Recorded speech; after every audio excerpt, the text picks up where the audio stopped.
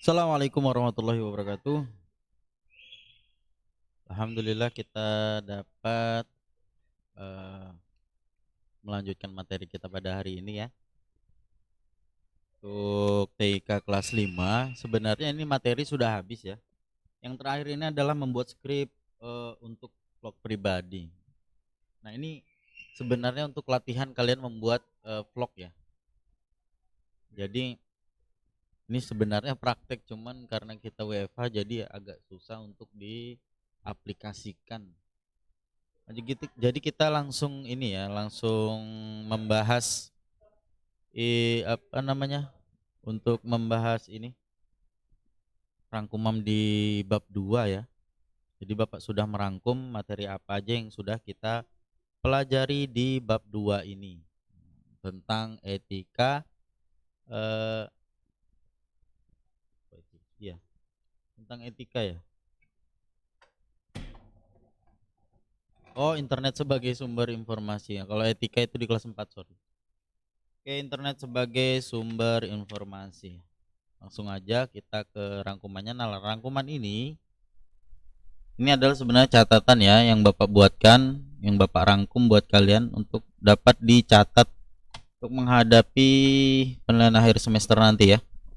Jadi Bapak habis ini silahkan kalian catat. Nah, ini Bapak mau menjelaskan. Kalau tulisan semua, nanti kalian tidak paham nih. Yang pertama adalah jejak digital. Nah, jejak digital itu juga disebut digital footprint. Itu bahasa Inggrisnya ya. Jejak digital atau digital footprint adalah rekaman aktivitas dunia maya yang dapat dilacak oleh orang lain. Jadi jejak digital itu ada banyak ya. Sudah kita pelajari kemarin, jejak digital ada dua, pasif dan aktif. Nah, itu jejak digital. Kita bahas lagi tuh, aktif dan pasif beserta contohnya ya. Ingat, itu jejak digital adalah rekaman aktivitas dunia maya yang dapat dilacak oleh orang lain. Nah, biasanya jejak digital ini ya yang paling umum lah. Itu adalah seperti username dan password. Nah, itu pasti itu. Itu termasuk jejak digital aktif. Nah, karena kalau kalian buka browser di warnet, nah mungkin sekarang jarang warnet, di device orang lah, di device-nya, di smartphone-nya orang tua kalian. Nah, itu pasti meninggalkan jejak jejak username dan password atau jejaknya akun ya. Mau akun FB, mau akun Twitter dan lain sebagainya. Itu kalian termasuk meninggalkan jejak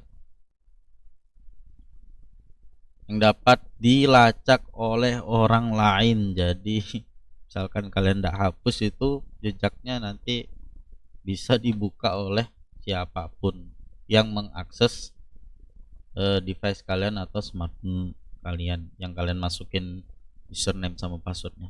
Yang kedua adalah kepanjangan dari GPS. Nah, GPS ini udah kalian tahu ya, GPS buat apa? GPS itu berhubungan dengan lokasi. Jadi ini termasuk jejak digital juga, lokasi ini. Jadi kalau kalian misalkan berinternet di sekolah, ah itu jejak lokasi terakhir kalian adalah di sekolah. Jadi kalau kalian matikan internetnya, nah sudah tidak terlacak lagi ya. Biasanya seperti itu. Di GPS ini, lokasi ini dia bergantung pada internet. Tapi ada juga GPS yang tidak bergantung kepada internet, tapi bergantung kepada satelit. Kepanjangannya adalah Global Positioning System. Ini adalah kepanjangannya ya, untuk menentukan lokasi atau menandai lokasi. Jadi perangkat kalian itu kalau terhubung dengan internet, maka lokasinya akan terlacak. Itu termasuk juga ke dalam jejak digital. Oke, selanjutnya adalah mengunggah disebut juga upload, sedangkan mengunduh disebut juga download. Ini sudah umum ya. Pasti kalian tahu mengunggah itu apa, upload, mengunggah itu juga upload. Nah, itu upload itu apa kalian pasti sudah tahu, upload foto, upload video sudah tahu semua. Mengunduh, nah ini bahasa Indonesianya, mengunduh disebut juga download. Jadi mengunduh itu bahasa Indonesianya, download itu adalah bahasa Inggrisnya atau bahasa komputernya. Di download ya. Banyak juga download foto, download video, download musik dan lain sebagainya. Sudah paham semua download itu apa? Download itu bahasa Inggris atau bahasa komputer, sedangkan mengunduh adalah bahasa Indonesia. Mengunggah adalah bahasa Indonesia, sedangkan upload itu bahasa Inggris. Nah, ini artinya. Oke, lanjut. Jejak digital dibedakan menjadi dua, yaitu jejak pasif dan aktif. Nah, jejak pasif itu contohnya ya adalah alamat IP atau IP address. Nah, alamat IP ini bahasa Indonesianya, IP address adalah bahasa Inggrisnya atau bahasa komputernya. Atau lokasi online, nah, atau terakhir kita online di mana, nah itu merupakan jejak digital pasif. Oke ya. Selanjutnya adalah jejak digital aktif. Nah, jejak digital aktif ini contohnya adalah email, media sosial, foto dan video. Jadi kalau misalkan kalian buka email kalian di HP-nya kakak kalian, nah itu akan meninggalkan jejak digital aktif karena email dia menerima pesan, terus bisa mengirim pesan. Jadi itu maksudnya aktif ya dia ya, tidak pasif.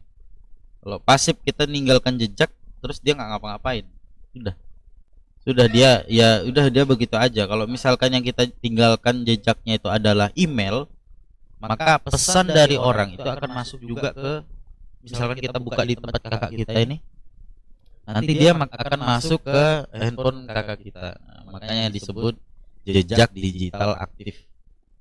Oke, lanjut lagi ke browser history. Browser history adalah daftar situs yang pernah kita kunjungi pada browser ya. Jadi kalau misalkan kalian mengunjungi situs-situs yang tab pertama kalian buka FB, tab kedua kalian buka Twitter, tab ketiga kalian buka YouTube, nah maka historinya itu akan tersimpan pada browser kalian. Misalkan kalian menggunakan browser Chrome, maka akan tersimpan di situ ya apa saja yang pernah kalian buka di situ. Nah, jadi hati-hati ya, hati-hati untuk berinternet karena histori kita direkam oleh browser. Kenapa browser merekam? Agar memudahkan si pengguna untuk mencari apa sih yang dibuka kemarin, lupa situsnya nih. Jadi kita bisa cari di historinya, history browser. Oke, lanjut ke search engine. Nah, search engine ini ada bahasa Indonesianya adalah mesin pencarian. Nah, mesin pencarian itu fungsinya untuk mencari informasi yang terkait di internet dengan kata kunci tertentu. Di sini ada nih. Fungsi untuk mencari informasi di internet dengan kata kunci tertentu. Maksudnya apa, Pak? Maksudnya kata kunci tertentu. Kata kunci itu sama, misalkan nih kita mau cari buah apel, tinggal kata kuncinya berarti buah apel. Jadi seperti itu. Nah, itu kata kunci maksudnya. Kalau kita misalkan mencari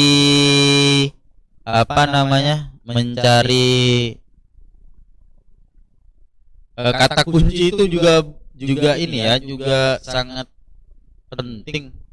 Karena kalau misalkan kalau kalian cari kata kuncinya berdasarkan bahasa Jawa mungkin agak susah ditemukan oleh Google. Nah, seperti itu, makanya sangat penting kata kunci ya. Misalkan kalian nih orang Jawa nih mau cari baju. Nah, baju itu kan bahasa Jawanya kelambi ya. Kalau kalian ketikkan kelambi di Google ya mungkin ketemunya aneh-aneh mungkin. Jadi kalian ketikkan baju gitu. Atau bahasa Inggrisnya clothes gitu. Jadi kalau misalkan mau lebih akurat bahasa Inggris, kalau misalkan nggak tahu bahasa Inggrisnya silahkan bahasa Indonesia. Oke, lanjut Google, Bing, dan Yahoo adalah mesin pencarian di internet. Nah, itu contohnya ya. Bapak kasih 3 aja. Benar, ada UC browser juga ada mesin pencariannya juga. Terus di Opera juga ada juga mesin pencariannya. Bapak tuliskan 3 aja ya. Jadi kalau kalian mau nambahin silahkan. Oke, lanjut. Vlog adalah singkatan dari video blog yang isinya adalah merupakan catatan harian yang berupa video. Jadi misalkan keseharian kalian itu kalian videokan terus kalian upload ke YouTube atau yang di buku itu BBC sih. Biasanya orang upload kan ke YouTube. Nah, itu vlog. Vlog itu adalah kegiatan hari-hari kalian. Kalian videokan terus kalian upload.